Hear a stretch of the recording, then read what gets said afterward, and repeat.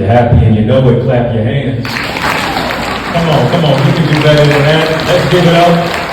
Let's celebrate and salute all of these survivors, all of these caregivers, all of these loved ones, these oncology professionals. Come on, you can do better than that on this National Cancer Survivors Day. Come on, make some noise. Let Ann Arbor and Ypsilanti hear you. There we go. Thank you so much to Ms. Bonnie Dockham, the Executive Director, your Executive Director, Cancer Support, Community of Greater Ann Arbor, to my dear sister from another mister, Ms. Patricia Thomas, who's over there, to Christian Wachinski for this honored invitation to the cancer support community at large of Greater Ann Arbor. I'm glad to be with you. To my fellow speaker, why don't you give it up for Dr. Shoshana Hollowell. Thank you so much for your powerful words as well. I am no stranger to this community at all. I am no stranger. I took a class or two here at Washington Community College and completed my bachelor's degree at Eastern Michigan University. And so, yes, go you. We love you of them too. We love y'all too. We love y'all too. I live in Detroit, but Ypsi Ann Arbor is my second home. And so I count it a privilege, pleasure, a treat, a treasure, a joy beyond measure to be with you today on this National Cancer Survivors Day as we acknowledge all who have been impacted by cancer and of course foster formidable connections through the power of empathy. So we honor and we remember our loved ones who we have lost along the journey, and we celebrate life for those who have survived and continue to thrive.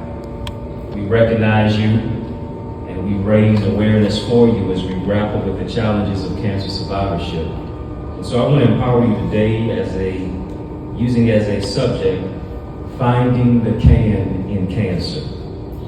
So I want to talk about finding the can in cancer. Why? Because you are more than just a cancer survivor, you are a thriver.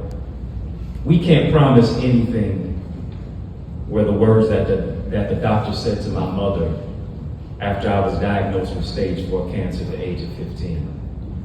Immediately, it was my future, it was my hopes, it was my dreams that literally hung in the balance as I battled between life and death. I was just starting my life, now I found myself fighting for my life at just a tender age of being 15 years of age as a tender teenager. And I don't know if you've ever been in a situation where you've had to grapple with the whole aspect of asking yourself, why is this happening to me? Maybe you lost a loved one, maybe you found yourself getting a diagnosis of cancer, and you asked yourself, why is this happening to me? This was that kind of situation that I found myself in. I was just like every other kid who wanted to play sports, wanted to play video games, wanted to hang out with their friends. I was that kid where when I was in school, my favorite 2 classes in school were gym and lunch. I wanted to chase the girls in gym and then sit down and eat with them at lunch.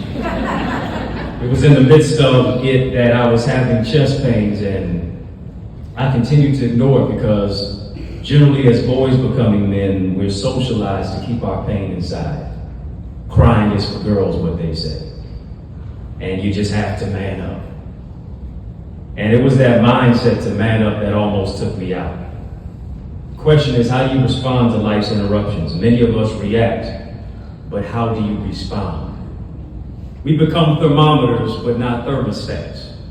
We reflect the temperature of our situation, of our environment, rather than setting the temperature of the environment with an attitude of gratitude. It is the fact that every second in America, 2 to 3 people are diagnosed with cancer. 1 in every 1,000 teenagers is diagnosed, and I was one of them. Just like you, I'm a living witness that our lives can change in the matter of the snap of a finger. Our lives can change in a matter of seconds, and these startling statistics remind us of life's harsh realities. Because the disease of cancer is no respecter of persons, no respecter of age, of race, of gender, of socioeconomic status.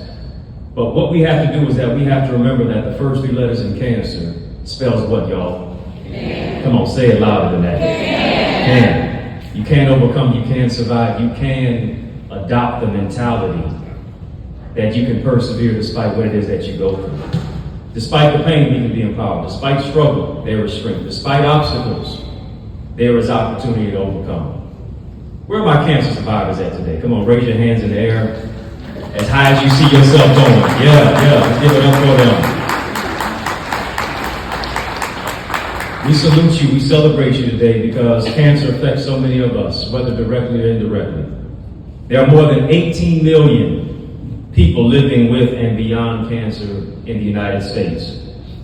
Nearly 44 million people were diagnosed with cancer within the past 5 years worldwide. Everyone knows someone whose life has been touched by cancer. And you indeed have found beauty in your pain. You found breakthrough in your brokenness. You found wisdom from your wounds, and you live through dying places today. As that Superman or that Superwoman that oftentimes we pride ourselves to be. I know you have the S on your chest, but it doesn't always mean that you're strong. It doesn't always mean that even you're a survivor. Sometimes it means that you're sad. Sometimes it means that you're sensitive. Sometimes it means that you're struggling. Sometimes it even means that you are suffering in silence.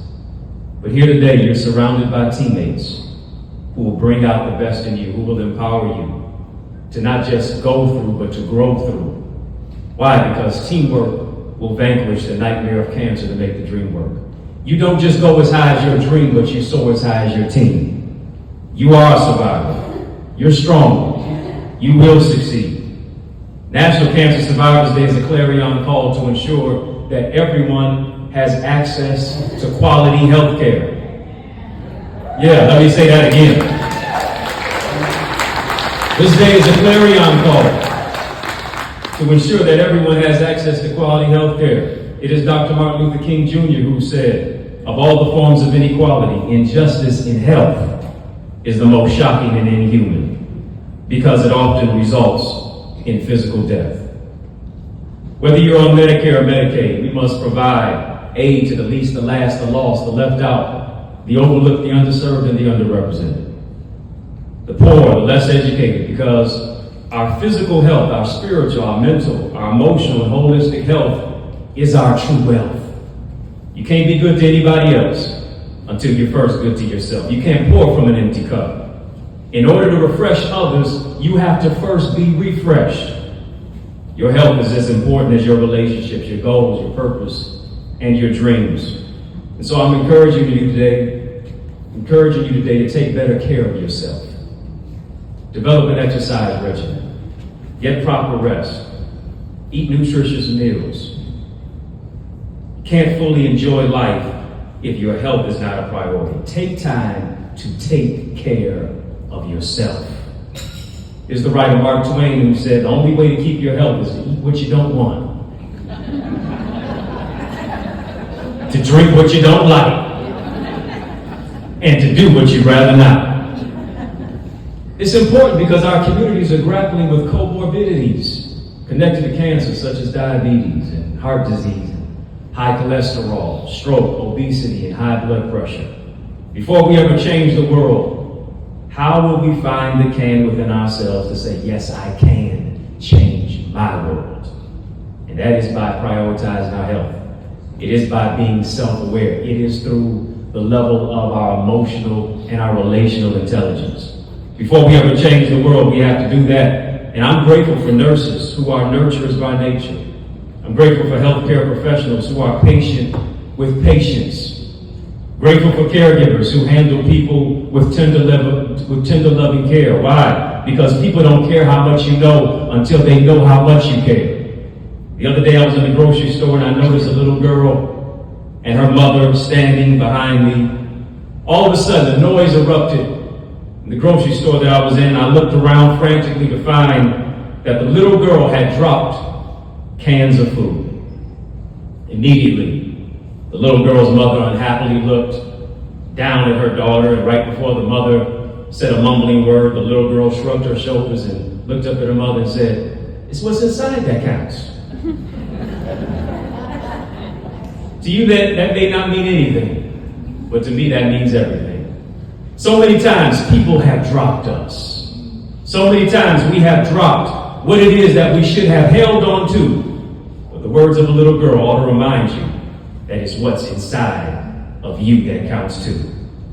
I know the diagnosis of cancer may have dropped you to your knees, but it puts you in the perfect position to pray.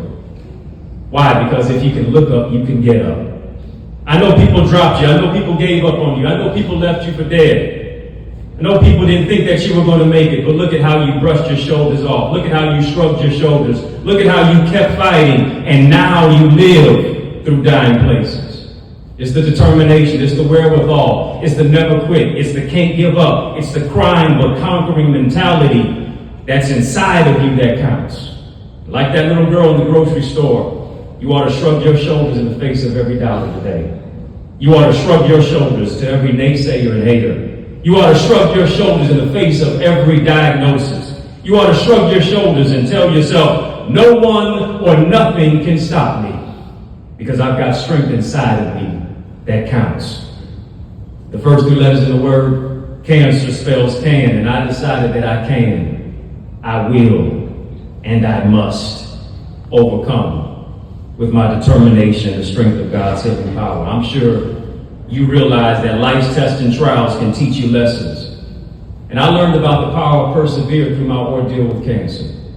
I learned through my struggle and my strength. Cancer taught me about the audacity of hope to turn hardship into healing.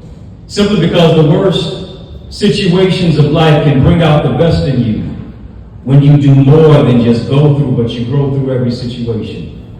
The burden of cancer may have been placed on you, but it's about the strength that's within you to find the can in cancer to say, I will not just survive, but I will thrive.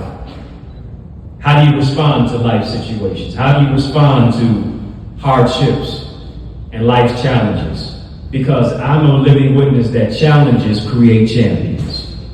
These are questions that require my response, because my destiny was interrupted by a deadly diagnosis. For almost 2 years, I endured chemotherapy and radiation. Lost all my hair, my self-confidence, my self-esteem, seemingly my will to live 5 days a week. The physical pain was unbearable. Hair loss and nausea and spinal taps. Oftentimes, the psychological pain took an even greater toll on my life, where I wanted to give up and die. Due to the aggressive chemotherapy and radiation treatments that I received, I missed my sophomore year of high school. The physical pain and the psychological strain of depression, of shame, of mental fatigue, of the exhaustion took a toll on me. My own father never visited me one day in the hospital. The people who I thought were praying for me seemingly were literally praying on me. I was literally at death's door. I wanted to give up. I wanted to die. But I realized there's an intersection between faith and fear. To either face everything and run, or to face everything and rise. Because a knockdown is not a knockout unless you stay down. And you and I are here today because despite being knocked down, you decided to get up. We decided to get back up and rise. And to do that, you have to see beyond what you see to transform your reality. Real briefly, I want you to close your eyes and just imagine someone who knew that you were fighting for your life walked up to you one day and said these words, I thought you died. Shocking, right? Disturbing. Totally insensitive. So much so that you popped open your eyes. As if to say, who said that? Well, those are the exact same words that a guy said to me some years ago. And for lack of a better word, I was furious. Listen, y'all, I was so angry, I was getting ready to have a Will Smith, Chris Rock moment. And I wasn't going to be Chris. We were in Detroit, and I expected him to at least say, what up, though? I didn't get that. His words produced the same pain in my chest when I was struggling to breathe as a teenager, ultimately being diagnosed with NHL.